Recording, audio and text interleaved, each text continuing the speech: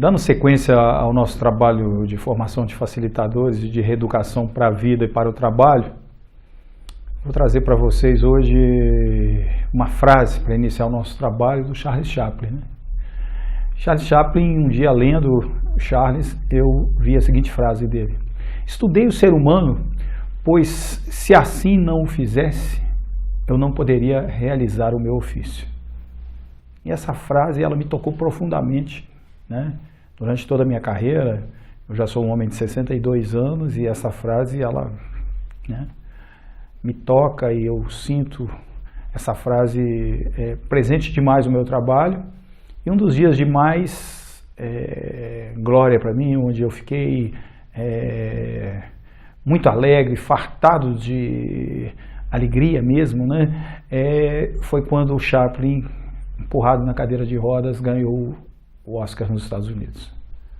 Né, por tudo que o Charles é na minha vida, por tudo que eu li dele, por tudo que eu assisti dele, né, por tudo que eu canto do que ele fez, né, Smile, por exemplo, né, a nossa versão de Luzes da Ribalta, né. Então eu percebo que estudar esse ser humano é muito importante. E hoje eu vou tratar com vocês um tema que é o comportamento de risco, né?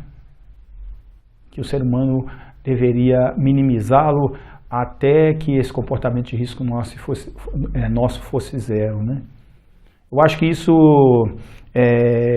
me toca profundamente, porque estudando com o professor Moacir Laterza, ele falava que a virtude magna, a maior de todas, era a prudência, né? Prudência. A gente fala de prudência para uma pessoa, a pessoa não tem muita noção do que é ser prudente, né?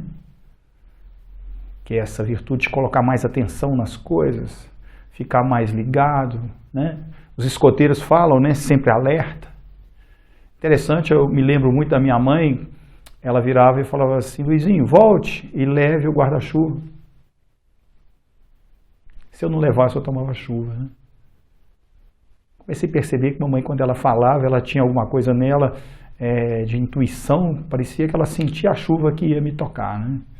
E ela falava, eu levava o guarda-chuva, e praticamente eu sou um cara que nunca tomei chuva. Hoje eu tenho como comportamento deixar um guarda-chuva no meu carro o ano inteiro, né? E é interessante que os meus amigos da área de engenharia, principalmente da área de planejamento de engenharia, da área de tocar obras, né, eles acabaram colocando um nome em mim interessante, né? Eles começaram a me chamar de Prevenildo. E eu comecei a achar interessante isso, né? Porque os japoneses são muito claros nas coisas, e eles falam que sempre cabe mais uma pergunta, né? O porquê, né? Foi interessante quando eu fiz CPOR, meu apelido no CPOR era Charles Question, Carlos Pergunta, né? E a gente pergunta os porquês, né? E aí você vai aproximando da palavra prudência, né?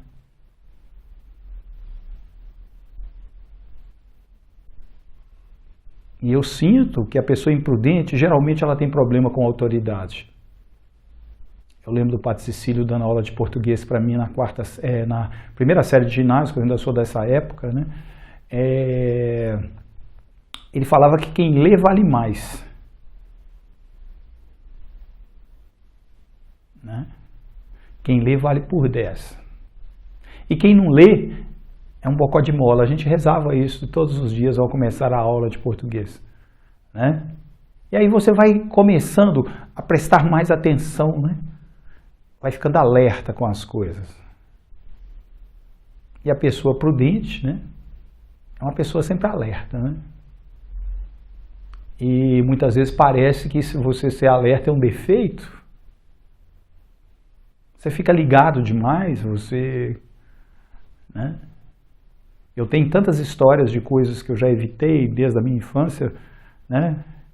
De voltar em casa para desligar o gás, a gente ir para uma viagem, a gente deixar as portas abertas, eu questionar e a gente voltar. Até um dia que uma amiga minha do nosso coral, uma cantora e uma parceira de trabalho, a Tarsila, falou: Carlos, eu tive pensando, Que se seu nome é Prevenildo, foi seus colegas que colocaram.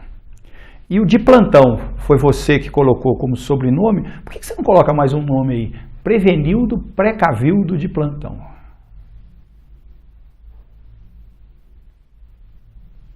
Né? E é muito interessante, porque estudando Rolando Toro, eu tomei conhecimento de uma Rolando Toro, o chileno que fez a biodança, né? Ele fala em negentropia, né? E ele fala que os sistemas não caminham para o caos.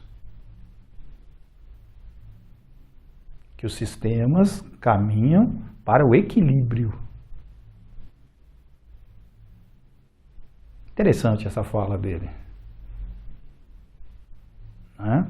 E nós temos os atratores do caos, que é a falta de atenção, que é a falta de observação, que é a falta de prudência,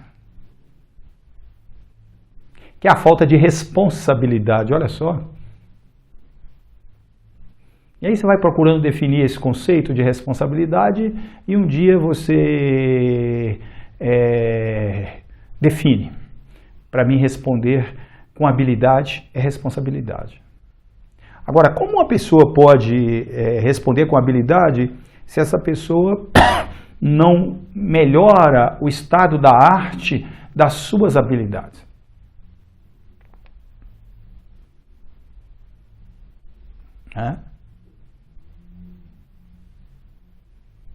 A gente até para, né, para pensar, né? Se eu não desenvolvi a habilidade, toda vez que é cobrado de mim responsabilidade, eu não sei o que é. O que é responsabilidade? Aí a gente vai ler o Monge e o Executivo e lá se define muito bem, como eu defini, que responsabilidade é a nossa capacitação de respondermos, ou a nossa capacidade de respondermos com habilidade. Né? E a gente sabe de uma coisa muito certa, né? Que o desenvolvimento de uma habilidade ele requer treino, ele requer tomada de consciência, de ciência. Né? E aí eu vou trazer mais uma das virtudes importantes para que o nosso comportamento de risco fique minimizado, que é a paciência. Né?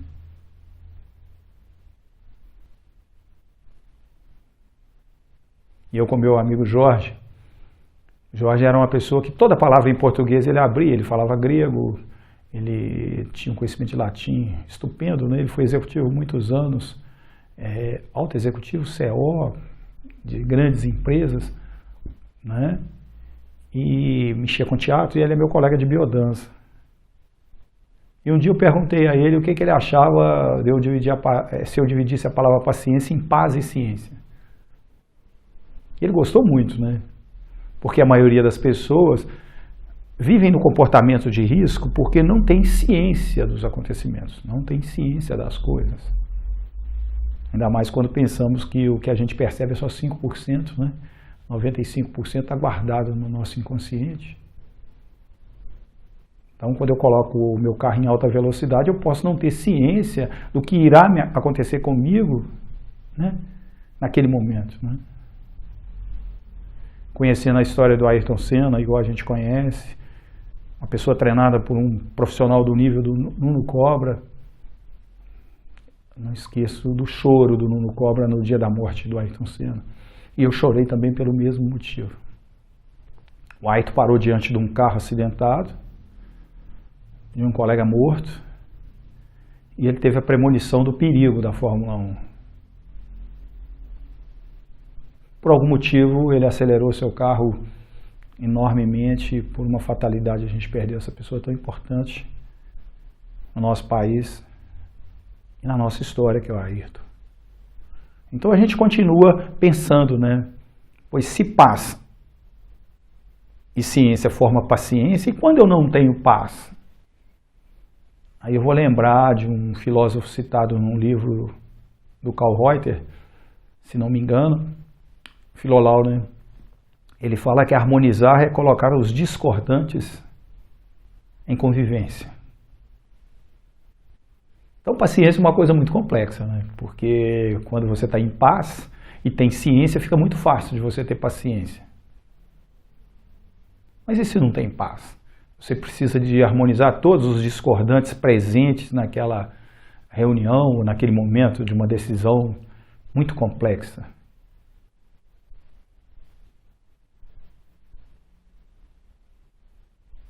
E a gente começa a pensar, né? E Maquiavel tem uma frase, tem uma fala muito importante, que ele fala que todo evento, todo acontecimento é construído pela ocasião, pela sorte e pela competência.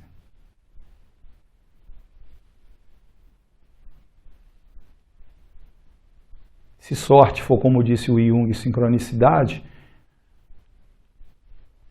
e se a sincronicidade for o acaso lá da nossa estatística, né, a gente vai ter que ter muito mais prudência. Prudência no trânsito, prudência com os nossos parceiros, prudência com o dinheiro público, prudência com as nossas decisões. Porque quando eu tomo uma decisão, implemento essa decisão, o determinismo fica automaticamente acionado, né? Nós estamos diante de um país hoje falando de corrupção, né? E nenhum brasileiro em sã consciência esperaria que outro brasileiro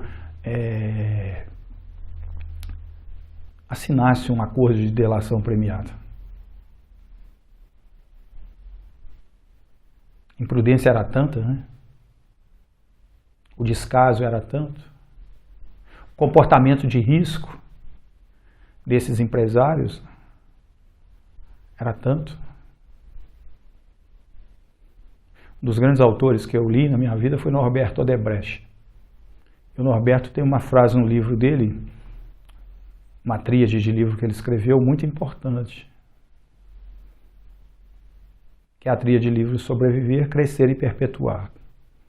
E ele fala que nós temos que desenvolver a nossa tecnologia, as nossas habilidades, e nós não podemos bancar o prejuízo de uma unidade de negócio do nosso empreendimento total. São palavras textuais do Norberto. Se você tem uma obra dando prejuízo, você não pode tirar o resultado de outra obra para cobrir o prejuízo daquela obra que está indo à bancarrota. E hoje, né, quando eu vejo na imprensa a Norberto Odebrecht com 10 grandes negócios e 5 grandes negócios dando prejuízo muito grande para essa empresa, né? Eu fico pensando se faltou para os executivos da Norberto considerarem essa fala do Dr. Norberto Odebrecht. Não vi ninguém ainda falar isso nesse momento. Até agora.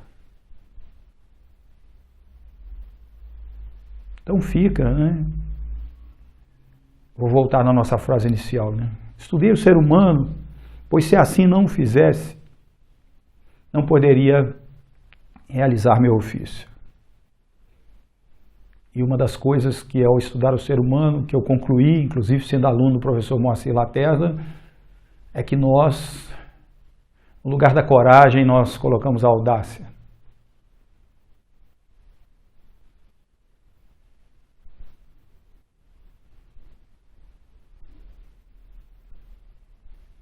No lugar de pensarmos, fazemos intempestivamente. Então, dentro da nossa formação, do nosso curso de formação de facilitadores, nós vamos bater muito nesse tema. A minimização do nosso comportamento de risco no nosso cotidiano. Queria deixar um grande abraço para todos. Eu sei que eu estou tocando em temas muito complexos. A gente vai falar depois de complexidade também. E a gente vai trazendo a cada encontro nosso, tá, um pouquinho do que a gente pode estar conversando para minimizarmos o nosso comportamento de risco desde a nossa infância. E um deles é a obediência às regras que já são universais. Inclusive a ética, quando você aprofunda no conceito da ética grega, você vai perceber que a ética, ela traz para você procedimentos para que você use bem sua casa. Use bem o espaço onde você mora. Use bem seus recursos. Né? Então eu queria deixar um beijo para todos. O meu telefone de contato para palestras e trabalhos está sempre colocado no ar. Até nosso próximo encontro.